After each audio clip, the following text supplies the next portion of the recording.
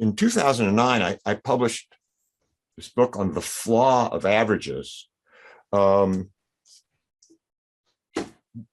which is it's the problems you have when you mask an uncertainty with a single average number.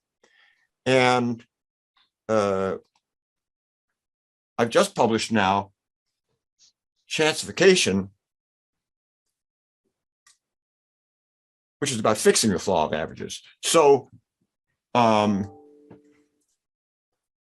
where electrification replaces technologies using fossil fuels with those using electricity, Chancification replaces calculations based on numbers with those based on uncertainties. And of course, the whole idea here is to fix the flaw of averages. So I think it'd be good to do an example of the flaw of averages right away. In fact, an example of Chancification. And Chancification is the term that you and the team came up to describe the overcoming of the flaw of averages. Well, yes, but it's very parallel to electrification, as you're going to see. So think of probability as electricity. And we're re-energizing the decision-making using probability. And illuminating chance informed decisions, all right? The new SITMath 3.0 standard, which was developed along with Doug Hubbard and Tom Keelan, think of that as the 60 cycle AC current standard. Oh, or the 50 cycle 240 volt, whatever it is in Europe. So I very much like this analogy, and this is for everybody who's watching us. We're trying to illuminate and electrify and energize traditional business and personal life decision making, because the way management science has developed is that most of the methodologies used in common day decision making, planning, forecasting, investment analysis are all based on single point estimates and hence fall into the flaw of averages. So this is the answer to that, the upgrade. Well, it's exactly right. But the ironic thing is that where do they get those average numbers? They get them from statisticians, right?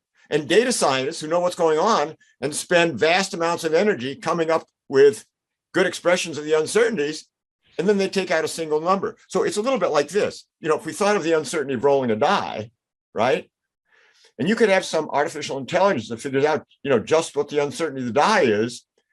And then what finally goes to management is an average die, 3.5 dots on each side. It's completely flat. It's completely worthless. You wouldn't want to play craps with this thing. So you've just addressed one of the biggest excuses that people use in business. They're saying there's not enough information, there's not enough data. What you're saying, in fact, that the data is always there.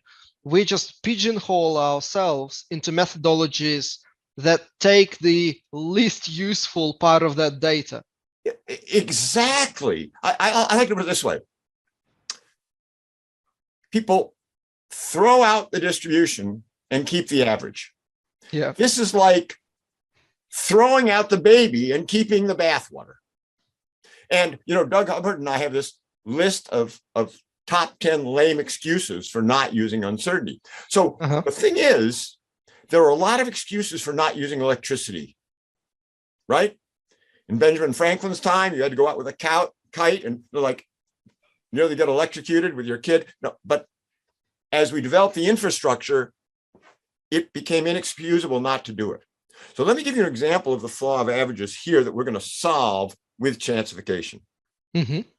Typical little business example.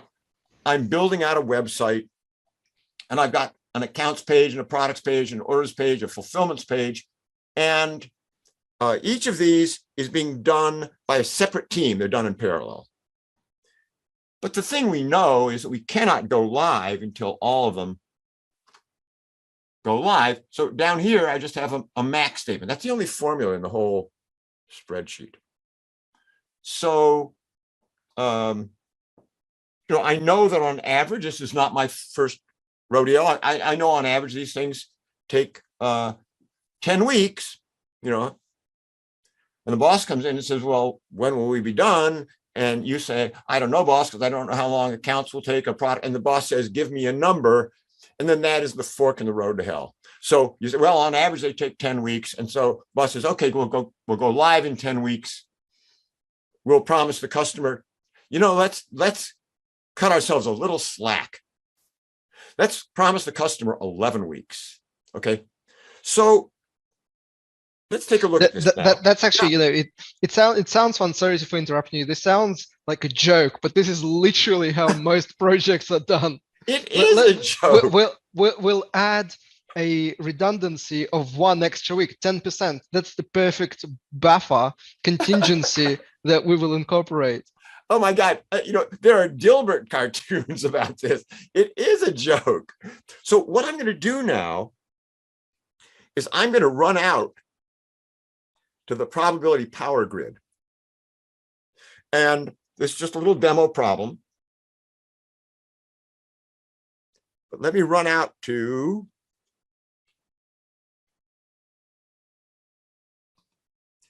I'm running out now to a set of libraries of uncertainties. These are just demo versions, they're just out on the web to show you what's going on here. Oh, development times, fictitious data, simulated estimate development times for a project. So I'm going to right click on that. I'm going to copy the link.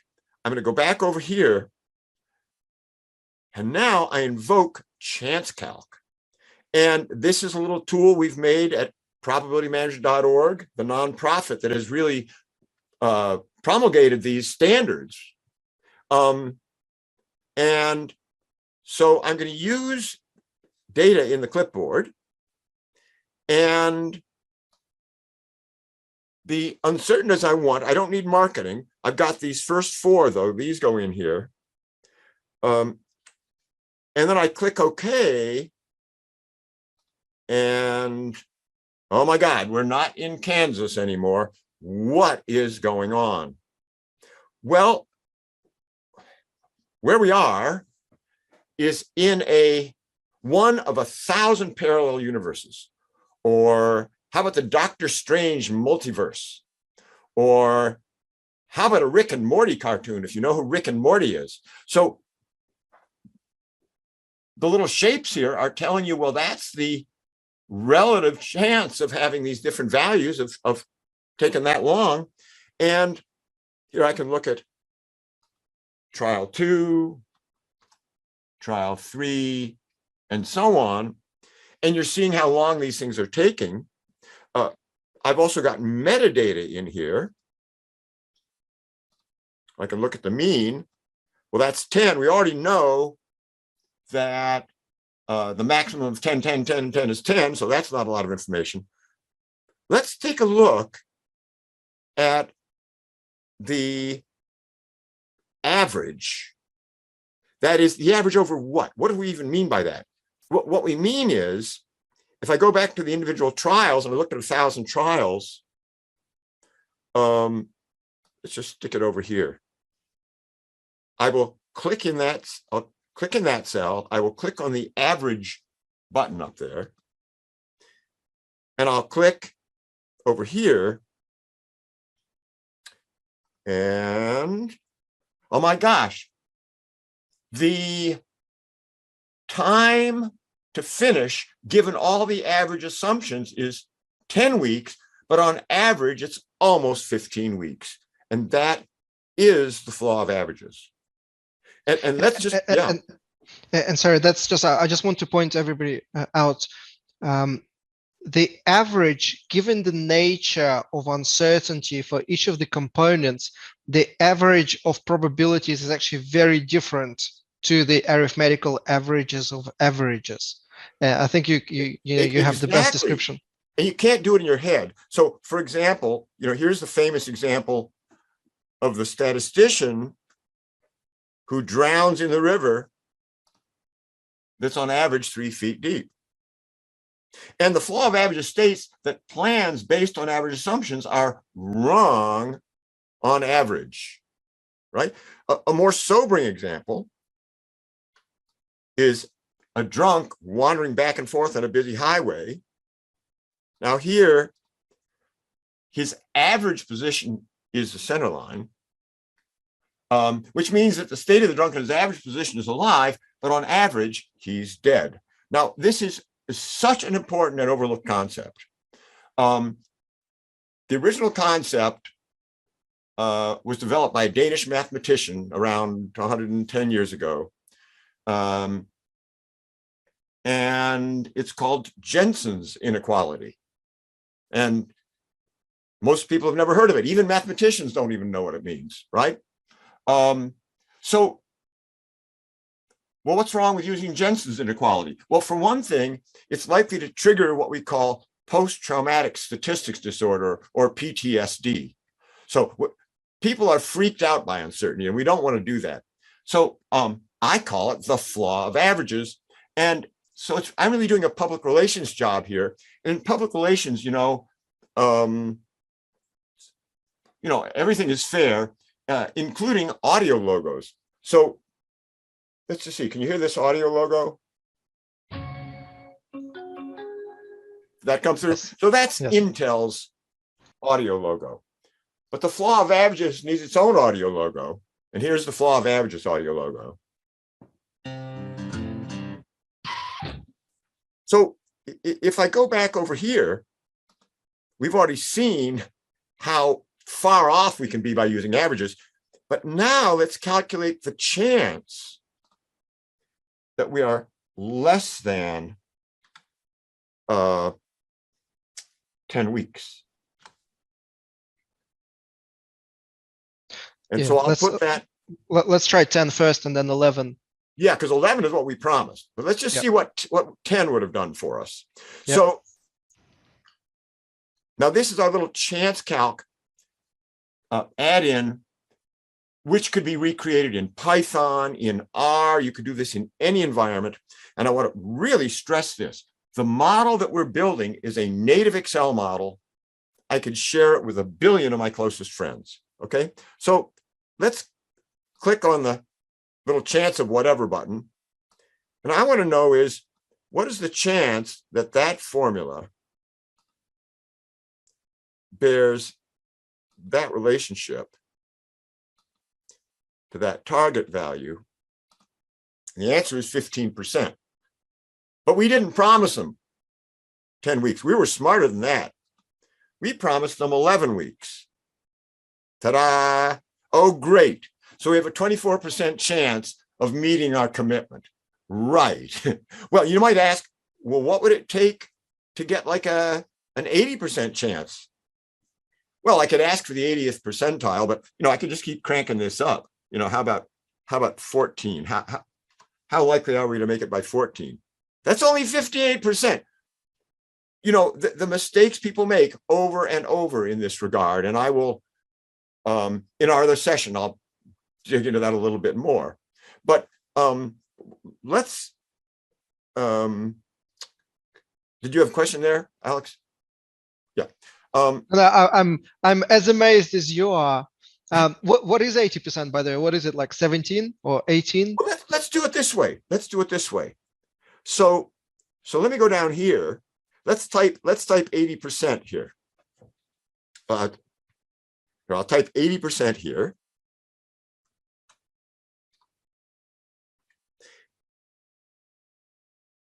Here, 80%. Didn't format, but that's 80%, okay. And then over here, I'll say, give me the percentile of that thing at that level. Oh, it's 17.8 weeks. Now that you asked, oh, you want to be 90% sure? Wow. How about 22 weeks, Alex? That's and you more were than saying 11? double. Hey, that's exactly double what you were promising, by the way. Some people like to be 90% confident. I mean, but how are you making these decisions today? Now, look, you had plenty of excuses before Chanceification. Now you don't. It should be illegal not to do this. So let me go back. Well, and so let me address that, because this is what you've just said is super important. One of the second most common excuse, the first most common excuse is we don't have the data, which we really do. We just need to look for it and use the whole distribution instead of just picking the averages. And then the second most common excuse is that it's too difficult to apply, which I think you're showing just how it's not. Absolutely. Just returning to we don't have the data. First of all, there's data everywhere. Oh, and as Doug Hubbard says, you have more data than you think, and you need less data than you think. But suppose you didn't have data. Well, then you're better off going to an expert and getting some estimate of the uncertainty. You can still do that. As in our other session, I'm going to show some terrific tools that help you do that. But let's think about what the pieces of this are. So there is this probability power grid. And I think what's important to understand is there's another excuse, very high on the list of excuses. You wouldn't know, you're not a statistician, you wouldn't know how to generate the right distributions, right? Yeah, but I point out to everybody listening, you probably don't know how to generate electricity, but I'll bet you're using light bulbs right now. Right, we figured out years ago that if you have a standard for transmitting electricity, that you can have experts do it in one location for use by everybody else in other locations. And so what the nonprofit probabilitymanagement.org has done is really develop this open SIPMath standard, cross-platform, use it anywhere. And I want to just make sure that people understand a little bit about how this happened. The whole thing is a little bit like the movie Field of Dreams. Build it and they will come. The first thing we did was extremely simple. We just stored columns of Monte Carlo trials. Primitive, but it worked. I wouldn't even call that a very new idea.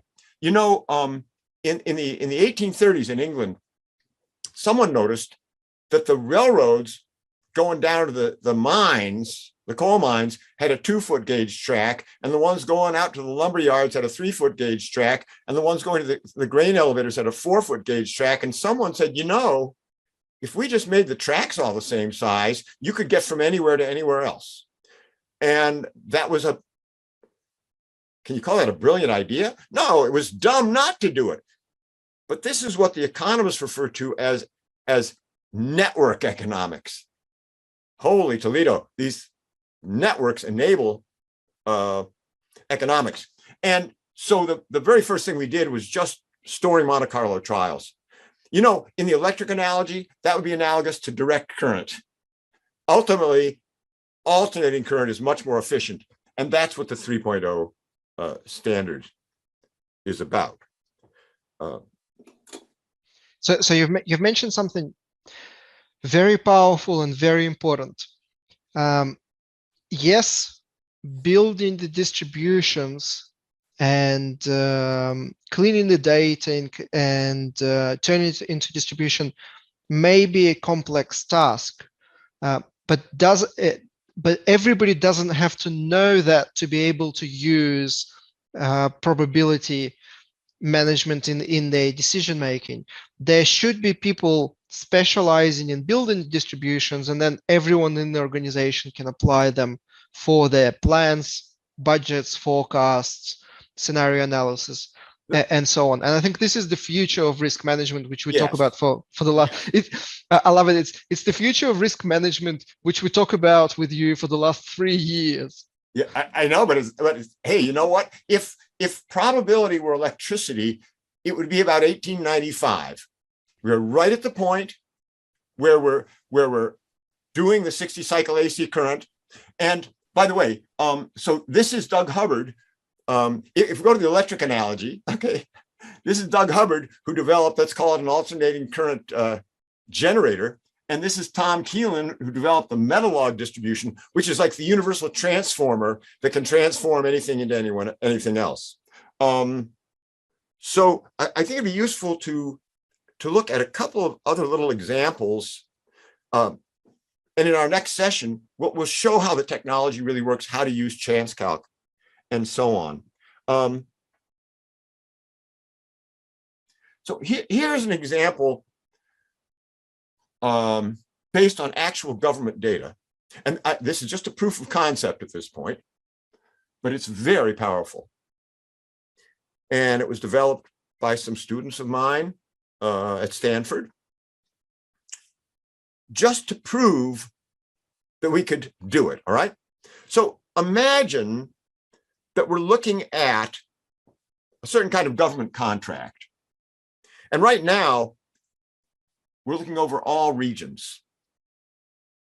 And well, this contract, is coming in at $2.5 million and, 730 days. Well, what's the chance that this thing will be 10% or more over budget, right? And this is telling us 52%. And how about 10% or more behind schedule? So I can change these percentages, right? Let's go to say, how about 20% over? And how about 20% over here too? I mean, I can just put in whatever I want. Oop. Okay. So then I can say, we've got all this data to look at, and we've seen how late these projects are and how much over budget. Well, what if I just went to region 1? Oh no, did you see that go up? Oh, region 1 they stink, Region 2. So as you're getting into these projects, which are always late, they're always over budget, right? We can make more realistic assumptions instead of just lying about it all the time, right? Now going back to the thing you mentioned about, we're going to have the experts do it, and everybody and the decision makers use it. So I love to think of, the godfather of this approach is Adam Smith, who talked about specialization of labor. Of course, there's specialization of labor, but there is a new job in here as well that was not defined before. That is the job of what we call the chief probability officer, or the CPO, right? Now that idea has been around since the dawn of probability management, which was some time ago, but that was before we could actually do it. In those days, we were saying, well, what if we could do it? Today, we're saying, oh, now we're doing it. But the chief probability officer has got to be some pretty high paid and egotistical person who's, who does not want to be wrong, right? Who's going to fight for what they believe in, but they have to understand the statistics. They have to understand, very importantly, the interrelationships between various uncertainties. So this is really a remarkable example. One of the people associated with a nonprofit is a risk manager at Kaiser Permanente, and he went out and scraped COVID hospitalization data off a CDC website. And the CDC website doesn't hide the uncertainty. They don't hide it at all. They lay it all out there. And from that, we were able to extract what we call a SIP library. That's these libraries of uncertainties. And so now what you can do is imagine that we're making a decision about how much PPE to inventory in some hospital, right? And we've already hooked it up to the SIP library. And what we're seeing is that by day 5, we have already gotten to a 94% chance. Of running Here out we of are. stock. Can you see my cursor there? Yes. Gotten to a 94% chance of exhausting our inventory. So this is our initial PPE. We're going to be able to decide how much to store. Here are these probabilities. So if I initially ordered 1,500, so look at day 5, it goes from a 94% chance of a stock out down to a 73%. But let's just crank it on up, up to 5,500. And now we see that, we make it all the way to day 10 and there's still only a 6% chance we stock out then. So that is like a remarkable application. Again, it's all cross-platform. It's just so amazing, really. So here is where Chancification can go truly industrial on us. All right. Every forecasting method known to man has a way of extracting the distribution of uncertainties around it. Okay. Everything. I mean, if Uncle Laszlo slaughters a goat to try to figure out what the wine harvest is going to be next year, right? Well, we've got Uncle Laszlo's past forecasts, and we can just see how accurate he was in the past. You can always do this. So this is what typically happens in a modern organization. Some statistician or some scientist, data guy comes up with a forecast. And the forecast gives you an estimate of errors. This is what we saw with those government contracts. We had thousands of contracts. This is what they bid. This is what it actually cost. This is how long they said it would last. This is how long it really lasted. That's all you need. Okay. So typically what happens now is what do we do with this thing? So we can always, yeah, exactly. We can always represent past observations as some sort of distribution of error, for example. And yeah. Of course, you know what happens after this. The best guess for demand is 100,000. And oh yeah, and then of course, what follows is the flaw of averages, right? So where there is a tremendous opportunity, Alex, to get out there and help people in the trenches is to convert their forecasts to SIP libraries. And in our next session, I'm going to show you how we're going to do that actually with a file you sent me last night, which came from like At Risk or Crystal Ball or something. And anyone using any of these simulation packages can very quickly convert them to SIP libraries for use in ChanceCalc and other tools. So let's finish this session and kind of build the bridge to the next session. So if you haven't registered for the next session, it's also free, obviously. Make sure you register and you see the notification when it starts in a couple of hours. We will continue unraveling this message. And the important message that Sam just finished on is that the historical observations, the experiences that organizations have can quite easily be converted into distributions that can become the basis for the future forecasts.